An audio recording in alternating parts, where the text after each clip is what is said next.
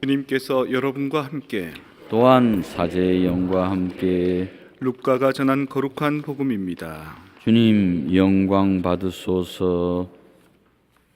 그때 예수님께서 사람들에게 이르셨다. 너희는 주의하여라. 모든 탐욕을 경계하여라. 아무리 부유하더라도 사람의 생명은 그의 재산에 달려있지 않다. 예수님께서 그에게 비유를 들어 말씀하셨다. 어떤 부유한 사람이 땅에서 많은 소출을 거두었다. 그래서 그는 속으로 내가 수확한 것을 모아둘 데가 없으니 어떻게 하나 하고 생각하였다. 그러다가 말하였다. 이렇게 해야지. 곡간들을 헐어내고 더 큰 것들을 지어 거기에다 내 모든 곡식과 재물을 모아두어야겠다. 그리고 나 자신에게 말해야지. 자, 내가 여러 해 동안 쓸 많은 재산을 쌓아두었으니 쉬면서 먹고 마시며 즐겨라. 그러나 예수님께서 그렇게 말씀하셨다. 어리석은 자야, 오늘 밤에 내 목숨을 되찾아갈 것이다. 그러면 내가 마련해 둔 것은 누구 차지가 되겠느냐? 자신을 위해서는 재화를 모으면서 하느님 앞에서는 부유하지 못한 사람이 바로 이러하다. 주님의 말씀입니다. 그리스도님 찬미합니다. 평화를 빕니다. 오늘 추석날 어떻게 지내셨어요? 특별하게 음식에서 제사 지내고 식구들 만나고 안 그러셨죠, 그죠? 그렇게 잘 안 됩니다. 이 주변의 환경과 분위기에 같이 맞춰가기 때문에 우리한테는 추석이 의미 있게 남지만 일상의 삶이 그걸 허용하지 않죠. 직장도 가야 되고 또 사는 것도 살아야 되고 그러니까 그죠. 그래도 이제 마음만큼은 이 미사를 통해서 추석 미사, 명절 미사 드리는 겁니다. 한국에서도 추석 때 연휴를 지내는 것은 몇 년 안 됐습니다. 86년부터 추석 명절이 연휴가 되기 시작했습니다. 그전에는 연휴 아니었죠. 그래서 중요하게 생각하고 서로 왕래하고 하긴 했어도 이렇게 민족이 다 이동하는 것은 얼마 안 됐습니다. 근데 그렇게 서로 얼굴 보고 같이 음식 나누고 조상들 섬기고 하면 좋죠. 좋은데 꼭 가면 이런 소리 합니다. 너 요즘 반에서 몇 등 하냐? 대학교는 어디 갈 거야? 졸업은 언제? 군대는 언제 가? 취업 준비는 하고 있어? 연봉은 얼마야? 애인은 있어? 살은 좀 빼야 되겠다. 그래서 20대 30대 애들이 추석 명절 아주 싫어합니다. 친척들 만나는 거 아주 싫어하는 거예요. 그래서 이 벌금을 매깁니다. 뭐 이렇게 해라. 뭐 몇 등 하냐? 그럼 5만 원. 대학은 어디 가냐? 30만 원. 졸업 언제냐? 5만 원. 벌금 내야 된다는 겁니다. 왜 이럴까요? 이 추석이란 게 사실은 추수감사절하고 조금 다릅니다. 날씨가 추운 캐나다는 다음 달 10월 달에 추수감사절을 하고요. 또 미국은 11월 달에 추수감사절 하지 않습니까? 그러니까 수확하고 난 뒤에 감사한 것들을 이제 나누는 건데 한국은 추석이 어떤 의미냐면 곡식을 수확하기 전에 아직 나달갱이가 덜 여물었을 때 그때 조금 이렇게 낫을 댑니다. 그래서 그 안에 덜 여물은 곡식을 가지고 송편을 만들고요. 또 과일도 잘 익은 과일이 아니라 풋과일, 풋내 나는 풋과일을 가지고 제사를 지냅니다. 그러니까 앞으로 곧 이제 추수를 할 텐데 성과를 낼 텐데 그 사이에 먼저 앞에 태풍도 지나고 장마도 지나고 그 전에는 가뭄도 지나고 어려운 고비를 다 지냈으니까 이제 모두 한번 이렇게 희망을 가져보는 또 앞으로도 큰 수확이 될지를 체크해보는 그런 의미인 겁니다. 다시 말해서 다 이룬 게 아니고 지금부터 이제 갈 겁니다. 그래서 추석을 이끌어서 한가위라 그러죠. 8월의 중간 음력 8월 15일이라서 한가위라고 하지만 사실은 인생에 있어서 고락과 성과가 있을 때 그 한가운데 있다는 겁니다. 그렇게 아직 성과를 못 낸 사람한테 집 못 사는 사람한테 집 사야지, 애 낳아야지, 장가 가야지, 시집 가야지, 대학 가야지 이러면 부담스럽죠. 불편한 겁니다. 그래서 추석은 그 다음에 이루어질 이 한 가운데 그 다음에 이루어질 것들을 위해서 그 사람들에게 힘과 용기와 근기가 되어주는 거죠. 영화에 이런 대목 나옵니다. 추수감사절인데 어떤 군대에서 중령했던 사람이 포탄에 눈이 멀은 겁니다. 그래가지고 추수감사절이니까 이제 식구들도 만나보고 자기가 평생 못 누렸던 호텔도 가보고 제일 좋은 최고급 호텔, 그리고 음식도 차도 큰 리무진, 그리고 아리따운 아가씨도 만나보려고 이제 마음을 먹습니다. 그래서 혼자 못 움직이니까 고등학교에 추수감사절 방학하는 그 동안에 이제 인포메이션 공지를 내는 거죠. 그래서 추수감사절 휴가 동안 나를 케어해 준 사람한테는 얼마 준다.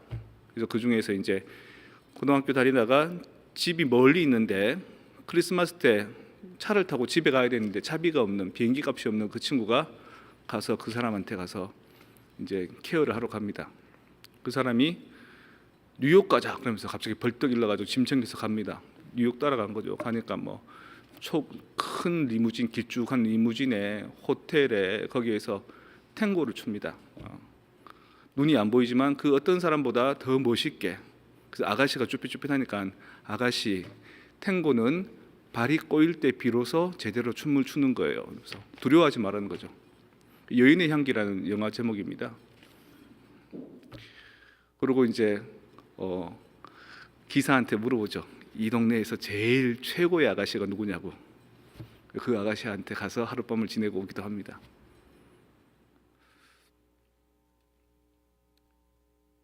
자기 형님한테도 찾아갑니다. 형님한테 갔더니만 형님이 깜짝 놀랍니다. 뭐 눈이 멀은 동생이 와서도 놀란 것도 있지만 이 동생이 너무 자부심이 강해서 군대에서 잘 나가고 이랬을 때 아주 독설로 형한테도 함부로 대하고 조카들한테 함부로 대했거든요. 그래서 자기는 마지막으로 보러 왔는데 그 가족들하고 다툽니다. 싸웁니다. 왜 그랬을까요? 너 장가 언제 가냐? 너 언제 집 사냐? 언제 애 낳냐? 이런 식으로 자꾸 건드렸겠죠, 그죠? 명제를 봐서 편안하고 이래야 되는데 오히려 다투고 나옵니다. 그리고 호텔로 돌아와서 모든 걸 다 이룬 그 사람은 총을 자기 머리에 겨눕니다. 이 고등학교에서 이제 케어해주러 왔던 그 친구가 막 말리죠. 말리니까 야단치는 거죠. 저리 가라고. 네가 무슨 상관이냐. 저리 가라고. 네가 가져갈 돈은 저기 있다. 가져가라고. 막 말리니까 그 사람이 그렇습니다. 그러면 내가 죽으면 안 되는 이유를 네가 한 가지만 대봐. 그러니까 그 사람이 하는 말이 당신은 최고로 탱고를 잘 춥니다. 그리고 페라리 차도 눈이 안 보이는데 페라리도 가장 최고로 잘 몹니다. 이렇게 얘기해 줍니다. 이 죽으려고 그랬던 그 친구가 오케이 이제 살아난 거죠. 너랑 같이 보냈던 시간들, 내가 마지막을 이렇게 기쁘게 살 수 있었던 것들에 감사하면서, 그리고 이제 계속 그 친구랑 여기저기 다니면서 고등학생이랑 다니면서 이런 말 하거든요. 공기가 무겁다. 이 차 안에 공기가 무겁다. 그거는 네가 세상의 짐을 다 떠안았기 때문이야. 이렇게 얘기하거든요. 도대체 고민이 뭐야? 이렇게 물어봅니다. 그 친구가 사실은 이 방학 때 나올 때 그 학교가 아주 좋은 학교인데 거기에 돈 많은 집 자제들이 있는데 걔들이 교장 스님 차에다가 물감을 확 끼얹는 그런 그 잘못을 저지릅니다. 근데 그거를 숨어버리는 거죠. 잡힌 거는 그 맹인을 케어하러 온 그 친구하고 또 다른 또 돈 많은 집 자제가 둘이 잡혔는데 교장 선생님도 알고 전교생이 다 아는 겁니다. 누가 그랬는지. 하지만 얘한테 자꾸 캐물어 가지고 네가 다른 그 일을 저지른 그 친구들을 밀고 하라고, 실토하라고 막 이렇게 자꾸 몰아가는 겁니다. 그거를 실토하자니 그 아주 비겁한 놈이 되는 거고요. 얘기 안 하자니 자기한테 큰 불이익이 올 거고, 퇴학 같은. 그때 이제 눈먼 그 사람 알파치노거든요. 가서 그 학교에서 대신 얘기해 줍니다. 내가 이 아이의 후견인이요. 근데 이 학교가 아주 훌륭한 학교라는 걸 날 알고 있는데 지금 보니까 쥐새끼들이나 키우는 데군요. 내가 후견하는 이 친구는 올바르고 정의로운 친구입니다. 그리고 친구의 잘못을 밀고 하려고 하지 않는데 그걸 핑계로 들어서 얘를 교장 선생님은 벌을 주려고 합니다.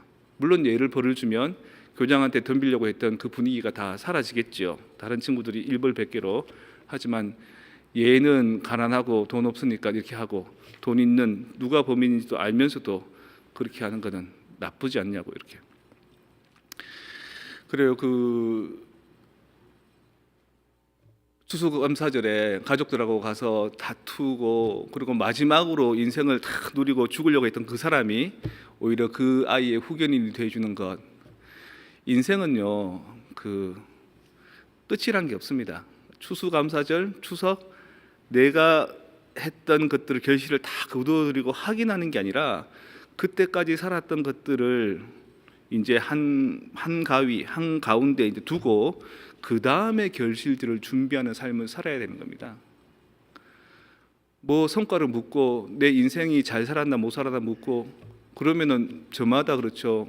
후회스럽고 회한이 들고 죽고 싶고 식구들도 없고 아무도 기억해주지 않고 그게 중요한 게 아니라 진정한 명절은 진정한 추석은 진정한 추수감사절은 그 다음에 이루어질 수확과 성과에 대해서 지금까지의 삶을 정리해내는 것 그리고 지금까지 아픔과 슬픔과 어려움이 있으면 그걸 이제 다시 씻어내고 정리해내서 서로 가족들과 손을 맞잡고 이미 돌아가셨지만 하느님 품에 있을 그 사람들을 기억해내고 그리고 나에게 주어진 시간들과 에너지들과 영적인 가치들을 다시 살찌우는 것 그게 진정한 추석 아닐까요? 그래서 여러분들도 한국에 있었으면 명절 때 아이고 누구야 뭐 어쩌냐 저쩌냐 이렇게 받아했겠죠.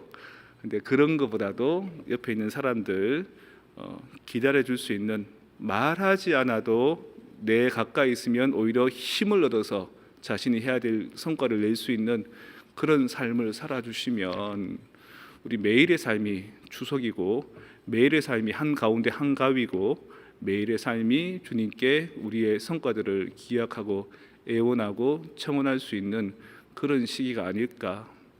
그러니 오늘 추석 명절 추석 합동 위령 미사에 여러분들 한가운데 서 있으므로 이전의 삶에 대해서는 다 탕감받고 관면받으라.